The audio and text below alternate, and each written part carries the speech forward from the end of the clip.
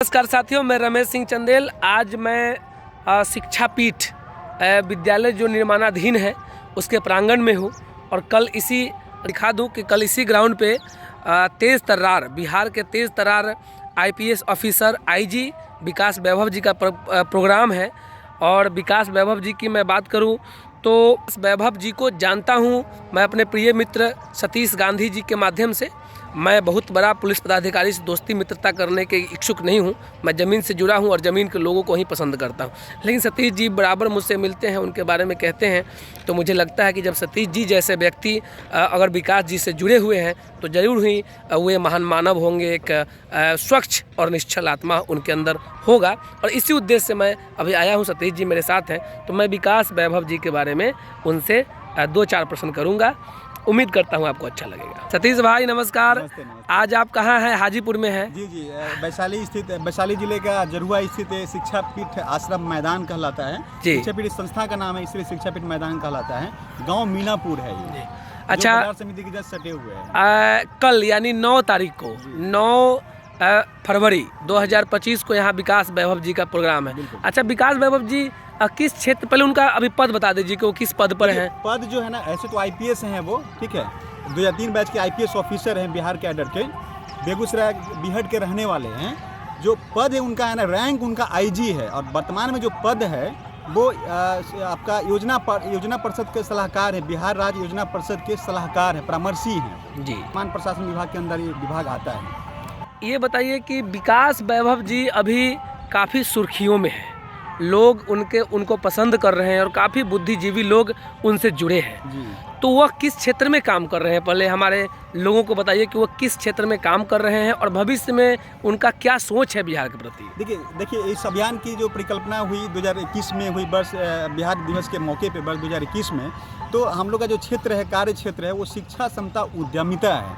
तो शिक्षा और उद्यमिता के क्षेत्र में समतामूलक दृष्टिकोण से हम लोग कार्य कर रहे हैं। हम प्रयास कर रहे हैं कि जो शिक्षा के क्षेत्र में संघर्षरत हैं और जो सफल हैं उसमें ब्रिज का काम कर सके। वही चीज़ उद्यमिता के क्षेत्र में है। बहुत सारे ऐसे उद्यमी हैं जो सफल नहीं हैं, संघर्षरत है, उनको योजनाओं के बारे में पता नहीं है, कैसे लोन लिया जाए, कैसे बिजनेस को स्थापित किया जाए, ये उन्हें पता नहीं है, जो उद्यमिता के क्षेत्र में अपना किस्मत को आजमाना चाहते हैं। तो हम क्या कर रहे हैं कि जो सफल व्यक्ति है उनके साथ उनको लाइन अप करके, ब्रिज करके, उनको सहयोग के भाव से उनको हम मदद कर रहे हैं कि आने वाला जो कल है हम कुछ ऐसा योगदान करें समाज हित में।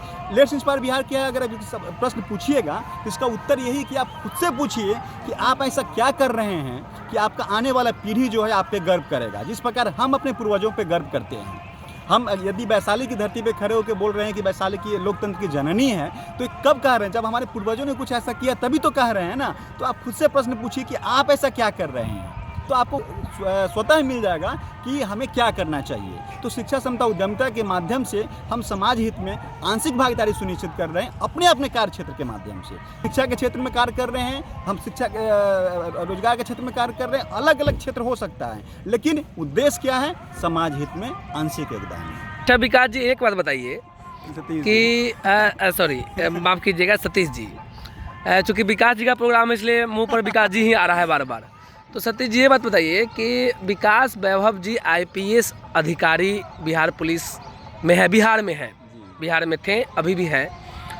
तो बिहार पुलिस की जब बात करते हैं तो एक भ्रष्टाचार दिमाग में आता है, पुलिस के प्रति एक भ्रष्टाचार जो पुलिस के रीढ़ की हड्डी में घुस गया है एक तरह से। तो सबसे पहले मेरे ख्याल से विकास जी को इस भ्रष्टाचार को दूर करने के लिए जो उन्हीं के विभाग में है प्रयास करना चाहिए था। बिल्कुल करना चाहिए। लेकिन आज आप ये बताइए कि पुलिस महकमा में जो भ्रष्टाचार है उसको दूर करने के लिए कौन सा अभियान विकास जी के माध्यम से चलाया जा रहा है? भ्रष्टाचार की बात है तो हर इकाई का, लोकतंत्र की हर इकाई में कुछ ना कुछ भ्रष्टाचार व्यापक है। तो भ्रष्टाचार जो होता है सिस्टम में नहीं होता, भ्रष्टाचार उस व्यक्ति के वजह से होता है। ठीक है, सिस्टम कुछ भी नहीं है, आप व्यक्ति से व्यक्ति मिलकर ही सिस्टम बनता है। ठीक है, तो अब रह गई बात बिहार पुलिस में उनका क्या योगदान है, किस प्रकार भ्रष्टाचार को दूर कर रहे हैं। हम लोग अभियान के माध्यम से हर लोग को जागरूक करते हैं कि अगर आपको थाने के लेवल पे, अगर आपको डीएसपी के लेवल पे न्याय नहीं मिलता है तो आप जाइए, जिला में एसपी साहब बैठते हैं शुक्रवार को, शनिवार को। सरकार का ये अलग से स्थापित किया हुआ है व्यवस्था कि आपको जनता दरबार लगाना है, आप जाइए, आपको किसी की पैरवी की ज़रूरत नहीं है। और आप जाइए अपनी बात को एसपी साहब तक पहुंचाइए। आप एक बार नहीं, 2 बार नहीं, 3 बार आप जाइए, आप तब तक जाइए तब तक आपको न्याय ना मिले। इसका उदाहरण मैं खुद भी हूँ रमेश भाई, आप खुद ही मेरा केस लड़ रहे हैं, आपको पता होगा मैंने कितना लड़ा है सिस्टम से। तो न्याय मिलती है, भ्रष्टाचार से आपको लड़ना पड़ेगा, आपको पैरवी करने के लिए खुद आना पड़ेगा आगे, किसी और की मदद की ज़रूरत नहीं है। तो ये हम लोग का प्रयास है, अभियान के माध्यम से हर आदमी को एहसास कराते हैं कि आपको न्याय मिल सकता है, लेकिन आपको लड़ना पड़ेगा। अच्छा सतीश जी, एक बात बताइए, जब आप बता दिए अपने केस के बारे में, तो आप ही के केस में और आप ही के केस में विकास वैभव जी के रहते हुए आपको लेट्स इंस्पायर बिहार में जब जुड़े हुए थे तब की मैं बात कर रहा हूँ कि आपके ही केस में पुलिस ने जो किया वो आप भी जानते हैं कि आपके गवाहों का नाम मेंशन नहीं किया चार्जशीट में, आपके विरोधी और जो अभियुक्त को लाभ पहुंचाए वैसे लोगों की लंबी सूची एज ए गवाह सबमिट कर दिया चार्जशीट करके।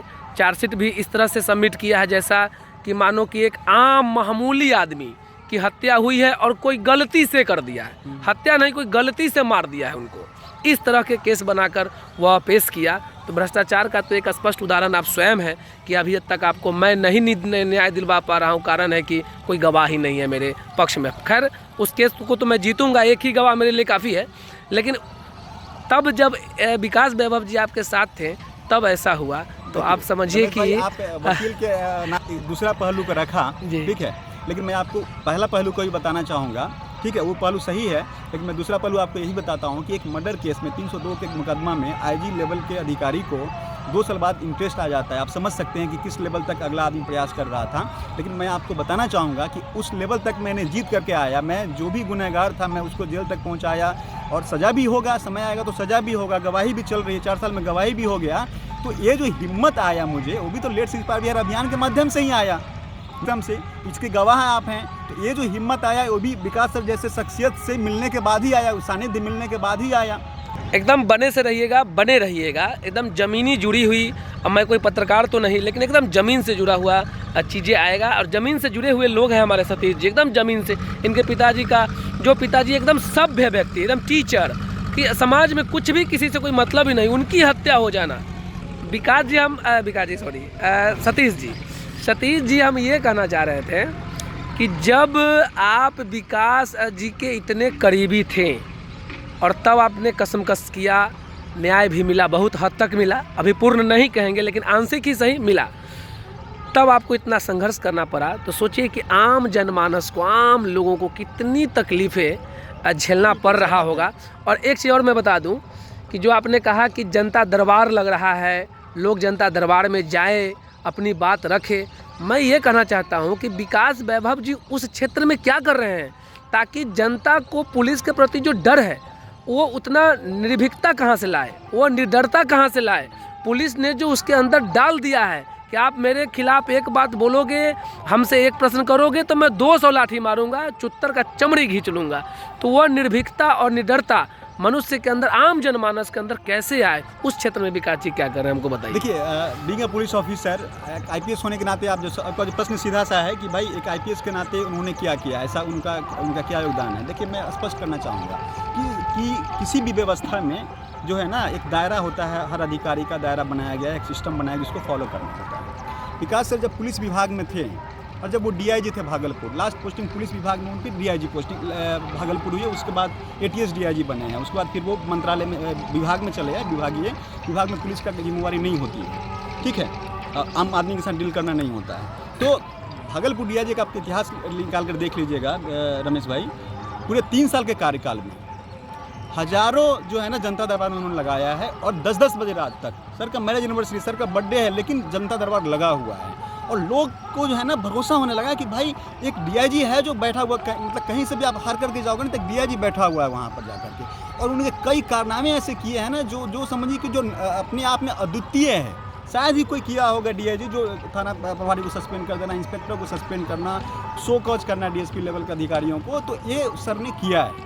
डीआईजी की बात मैं बात कर रहा हूँ। बाकी एसपी के रूप में उन्होंने क्या किया, जग जाहिर सब कुछ जानता है, बगहा का जो इतिहास रहा है या रोहतासगढ़ किला का जो झंडा फहराने की बात है। लेकिन मैं डीआईजी के लेवल की बात कर रहा हूँ कि डीआईजी रहते भी 3 साल में उन्होंने पुलिस अधिकारी के रूप में जनता दरबार लगाया, जो शायद ही कोई करता है। बिहार के आज की डेट में बिहार पुलिस में कितने IPS हैं जो DIG लेवल के हों या IG लेवल के हों, वो जनता दरबार लगाते हैं। आप पता कर लीजिए, शायद ही आपको मिलेंगे। SP साहब तो कर ही रहे हैं, SP साहब करते हैं, लगभग सब जगह करते हैं, लेकिन उसके ऊपर लोग नहीं करते हैं। तो वो सर, वो काम विकास सर ने किया है। तो वो अपने मतलब जब उनको मौका मिला है, क्योंकि जब आप सरकार में, जब आप किसी व्यवस्था में होते हैं, जब आप नौकरी में होते हैं, तो आपको एक दायरा बंधा होता है, लेकिन जितना आप कर सकते हैं उससे कई गुना ज़्यादा उन्होंने किया है। तो ये स्पष्ट है, आप लोगों से पूछ सकते हैं, भागलपुर के लोगों से पूछ सकते हैं कि 17 से 20 का जो कार्यकाल था DIG साहब का, वो कैसा था, वो बताएगा आपको।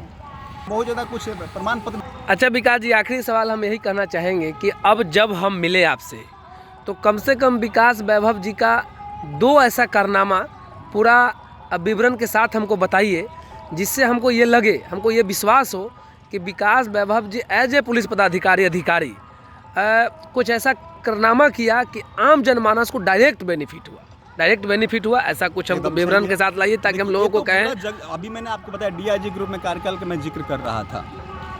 उससे पहले जब रोहतासगढ़ में जब ये SP हुआ करते थे, तो उस समय जो रोहतासगढ़ किला था, आज़ादी के बाद झंडा नहीं फहरती थी, वहाँ पे नक्सलियों का कब्जा था। ये आम आदमी के फ़ायदे की बात मैं बता रहा हूँ, ठीक है।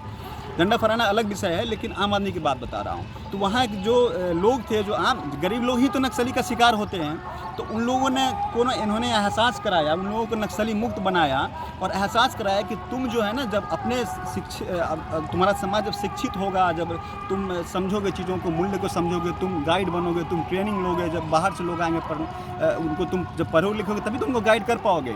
तो आज की डेट में आप जाकर देखिएगा कि लोग कितना आम जनमानस उनको धूमधाम से स्वागत करते हैं। ये रोहतासगढ़ किला की कहानी है। आप हर आदमी आए दिन आप यूट्यूब पे मिल जाएगा, लोग बताते हैं कि किस प्रकार उनको डायरेक्ट बेनिफिट हुआ। मैं डायरेक्ट बेनिफिट की बात कर रहा हूँ। बगहा, जिसके बारे में अंग्रेजों ने भी लिखा था लैंड ऑफ क्राइम, जो चेंज नहीं हो सकता था।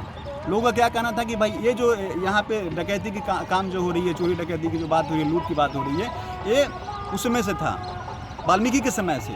उसी प्रश्न में सर ने सवाल पूछा कि भैया आप ये बताओ कि अगर वाल्मीकि अपने आप को परिवर्तन नहीं रत्नाकर जो थे, अगर परिवर्तन अपने आप को नहीं करते, तो फिर वाल्मीकि कैसे बन जाते। और देखिए उसका उदाहरण ये है कि आज की डेट में बगहा में लोग टूरिस्ट के रूप में जाते हैं। इतना शांति है बगहा में, तो ये तो डायरेक्ट बेनिफिट, शांति होगा तभी तो डायरेक्ट बेनिफिट लोगों को होगा। लोग में जब दहशत नहीं होगा, लोग जब शिक्षा आसानी से ले सकते हैं, रोजगार आसानी से कर सकते हैं, और लोगों को क्या चाहिए। बात डकैती की और नक्सली की अगर मैं करूं, तो ये पुराने ज़माने का कहावत है कि डकैतों और नक्सलियों से लोगों के बीच में आतंक था, आज भी होगा, लेकिन हमारा वैशाली इससे प्रभावित नहीं है। आज तो पुलिस से भय है, लोगों के बीच में लोगों को पुलिस से ज़्यादा भय है।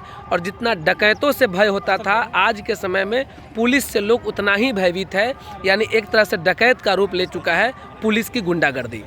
तो चूँकि विकास वैभव जी IG हैं, IPS पदाधिकारी रहे हुए हैं, तो एक IPS और IG लेवल के पदाधिकारी अगर चाहे तो एक सिस्टम को तो ज़रूर ही दुरुस्त बना सकता है। जैसे कि अभी के पाठक जी का हमने कारनामा देखा कि एक शिक्षा विभाग को इस तरह से नचा दिए कि एक अधिकारी के पावर के बारे में लोगों ने जाना कि एक अधिकारी क्या कर सकता है।